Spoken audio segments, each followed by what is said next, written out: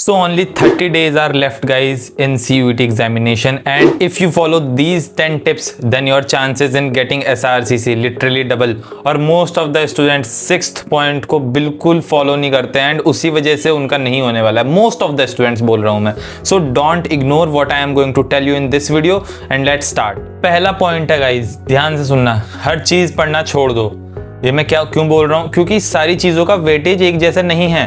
For example in accounts आपकी पहली book, second book, third book का कितना वेटेज है? केवल 5 क्वेश्चंस आने हैं पहली और दूसरी बुक से, बाकी 45 क्वेश्चंस. तो आप सारी चीज़ों को सेम वेटेज नहीं दे सकते, इसलिए लिमिटेड चीज़ें पढ़ना आप स्टार्ट करो, क्योंकि इतना टाइम नहीं है आपके पास. और टॉपर्स यही चीज़ फॉलो करते हैं, उन्हें पता है हाई वेटेज टॉपिक्स कौन से हैं, वो उन्हें अच्छे से करेंगे, वहाँ से उनके ज़्यादा क्वेश्चंस बनेंगे. और जो लो वेटेज टॉपिक्स हैं उन्हें इतना कर लेना है कि आप कोई क्वेश्चन आए तो उसमें से आप ठीक कर दो. The second point, listen carefully guys, कि PYQs are more important than any other book. अगर आप PYQ नहीं कर रहे हो तो आप बस प्रोडक्टिव फील कर रहे हो, आप प्रोडक्टिव हो नहीं. PYQs are the most important resource in this examination, क्योंकि सिलेबस बहुत ज़्यादा लिमिटेड, छोटा सा ही सिलेबस है, पिछले 4-5 साल से CUET हो रहा है. अगर आप उतने PYQs बहुत अच्छे से कर लो, हर क्वेश्चन को आपने कर लिया, हर क्वेश्चन एनालाइज कर लिया, आपको पता है, तो फिर उतना सिलेबस है ही नहीं कि अब नए क्वेश्चंस फ्रेम हो सकें. स्पेशली जो थ्योरी सब्जेक्ट्स हैं, लाइक मैक्रो इकोनॉमिक्स में केस स्टडी अगर छोड़ दें हम, बाकी कॉन्सेप्ट्स क्योंकि लिमिटेड है, macro economics, IED, micro economics, BST, accounts में जो इतनी थ्योरी है, न्यूमेरिकल्स नए आएंगे, वो सही बात है, न्यूमेरिकल्स तो नए आएंगे ही, बट जो थ्योरी कॉन्सेप्ट्स हैं वो सेम रिपीट होंगे ही होंगे. अगर आप PYQ नहीं कर रहे हो then you are not gonna make it. Now pay attention to this third point, that mock test is the real preparation. आप जितना मर्जी पढ़ लो, रिवाइज कर लो, आंसर्स लिख लो. आंसर्स तो हमें लिखने नहीं है, हमें क्या करना है, हमें क्वेश्चन सॉल्व करने हैं. If you are not solving questions then अगर आप मॉक टेस्ट नहीं दे रहे हो तो कैसे बात बनेगी? आपको पता तो होना चाहिए कि आपका स्कोर कितना आ रहा है. एंड मॉक टेस्ट देने से भी ज़्यादा है उसे फिर वापस एनालाइज करना. अगर आप केवल मॉक टेस्ट दे रहे हो फिर उसके आगे कुछ नहीं कर रहे हो देन कोई फ़ायदा नहीं हुआ ना. आपने इंप्रूव क्या करा? हमें इंप्रूवमेंट करना है, हमें अपना स्कोर इंक्रीज करना है. तो अगर आपने मॉक टेस्ट नहीं दिए तो अंधेरा हो जाएगा. Now never ever ignore the fourth point and that is revision. अगर बस पढ़ते जा रहे हो और रिवाइज नहीं कर रहे हो तो चीज़ें याद नहीं होंगी. एंड मतलब सारे मेरे को जितने डाउट्स आ रहे हैं उनमें 90% का सॉल्यूशन रिवीजन ही है. वोकैब आप कह रहे हो वोकैब हमने लिखा वो याद नहीं हुआ, अगले दिन क्या कैसे होगा याद? रिवीजन करके होगा. हर दिन जो लिख रहे हो पिछले दिन का रिवाइज करना पड़ेगा. 40 दिन है, पहले दिन जो पढ़ोगे वरना 40th डे तक भूल जाओगे. समझ रहे हो बात? और जैसा मैंने बहुत बार बता रखा है रिवीजन करना कैसे है. जो आपने मॉक टेस्ट दिया उसमें कुछ एरर्स हुए होंगे, केवल उन चीज़ों को रिवाइज करो. एक्सेप्ट इंग्लिश आपको डेली, आप जो वोकैब कर रहे हो वो डेली रिवाइज करना है, अदरवाइज पिछले दिन का भूल जाओगे. बट मॉक टेस्ट में केवल एरर्स, वरना तो आपका इतना बड़ा सिलेबस है, सब कुछ नहीं रिवाइज करना, केवल errors. Now listen this carefully, the 5th point, time management. जो टॉप स्कोरर्स हैं वो पहले ईजी क्वेश्चन सॉल्व करते हैं, देन मीडियम, देन हार्ड. आपका एग्जाम ओपन हुआ, आप अगर पहले हार्ड क्वेश्चन में स्टक हो गए तो एक तो आपसे वो सॉल्व नहीं होंगे स्टार्टिंग में, दूसरा आपको लगेगा आपका टाइम इतना, आपके 20-25 मिनट चलेंगे, आपसे क्वेश्चन सॉल्व हुए हैं 10.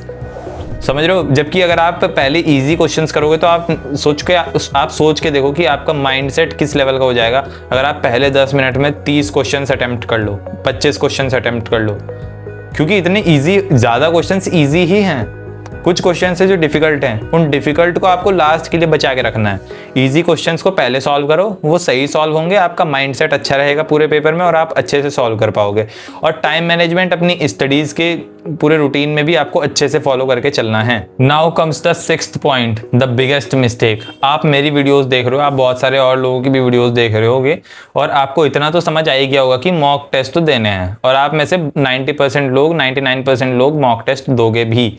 बट उसमें से जो काम केवल 1% या 10% लोग करेंगे वह उस मॉक टेस्ट को अच्छे से एनालाइज करना, उसमें क्या एरर्स हो रहे हैं. क्योंकि आपने, ये बहुत आसान काम है, मॉक टेस्ट दिया, 50 टिक ABCD में से टिक मारे और काम खत्म, छुट्टी. फ़ायदा क्या हुआ आपका? अगर अगली बार आप फिर वही गलतियां कर रहे हो, आप एग्जाम में भी वही गलतियां करोगे, तो मॉक टेस्ट देने का फ़ायदा क्या हुआ? समझ रहे हो बात? अपना एरर एनालाइज करना है उसमें बहुत अच्छे से. जितना डेप्थ में जाके एनालाइज करोगे उतना आपको अच्छे से पता लगेगा कि आपके कौन से टॉपिक्स वीक हैं, आपके कौन से चैप्टर्स वीक हैं, आप किस टाइप के क्वेश्चंस को गलत कर रहे हो. And if you will not do that then कोई फ़ायदा नहीं है मॉक टेस्ट देने का. मतलब ये बात है, आप दे सकते हो बट कोई फ़ायदा नहीं है.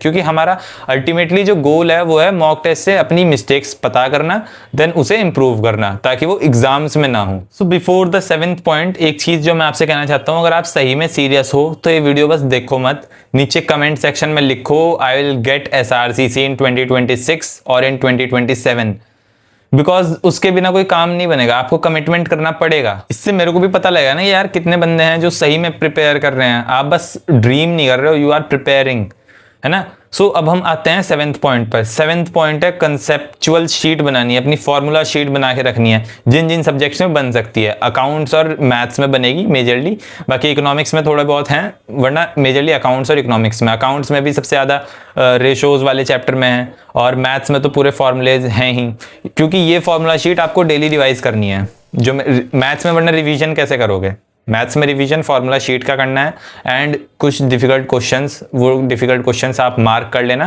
लास्ट में उनको रिवाइज करना है, ठीक है।